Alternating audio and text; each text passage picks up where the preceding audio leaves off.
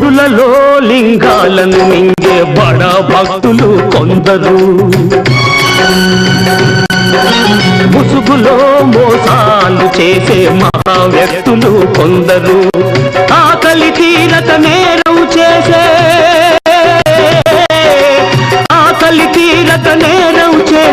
అభాగ్య జీవులు కొందరు. మనలో నేరం చేయని వాడు ఎవడో చెప్పండి, ఏ దోషం లేని వాడు ఎవరో చూపండి. మంచిని సమాధి చేస్తారా, ఇది మనుషులు చేసే పనియేనా? మనలో పాపం చేయని వాడు ఎవడో చెప్పండి, ఏ దోషం లేని వాడు ఎవడో చూపండి.